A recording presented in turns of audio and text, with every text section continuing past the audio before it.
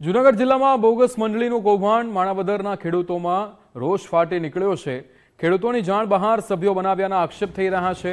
ઊંટડી વેકરીના ખેડૂતોએ કલેક્ટરને રજૂઆત કરી છે। બોગસ મંડળીઓ રદ કરવા માટે ખેડૂતોએ રજૂઆત કરી છે, ત્યારે ખેડૂત કહી રહ્યા છે કે બોગસ મંડળીઓમાંથી નામ રદ કરવામાં આવે।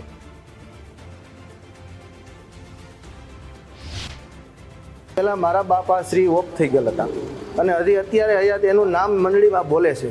એ માટે હું અહીં કલેક્ટર સાહેબને આવેદનપત્ર આપવા આવ્યો છું કે આ મંડળીની કોઈ પણ જાતની આજથી અમારી પેઢી કે અમારા વારસદારો કોઈ સહાય લેવા માગતા નથી।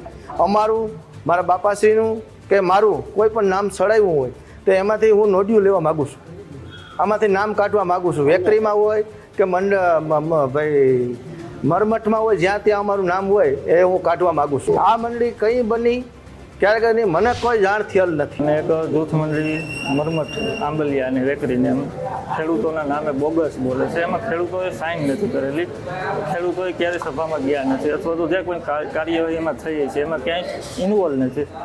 આ વિસાવદરથી ચાલુ થયું છે, અમને ધીરે ધીરે માણાવદર સુધી પૂગ્યું અને આ જિલ્લામાં જે રેકેટ ચાલે છે એનો અમે સખત વિરોધ કર્યો। અમારામાં નામ રાખવા નથી, નામ કાઢી નાખવાના છે। કાદિજ સેવા સહકારી મંડળી કોઈ પણ સંમતિ લીધા વગર, મંજૂરી લીધા વગર અમારા ખેડૂત ભાઈઓના નામ તેમાં સામેલ કરેલ છે, તો તેના બાંધાવસ્તીના હિસાબે અમને કોઈ પણ ફોન કર્યા વગર અથવા તો જાણ કર્યા વગર ખોટી મંડળી ઊભી કરી અને અમારા નામ સામેલ કરેલ છે।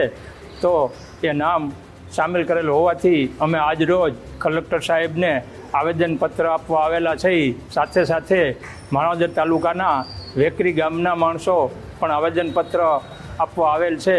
તો આવેદનપત્રની અંદર સાહેબ અમારી રજૂઆત સાંભળી અને વહેલી તકે અમારા ખેડૂત સભ્યોના નામ કમી થાય તેવી કાર્યવાહી કરે।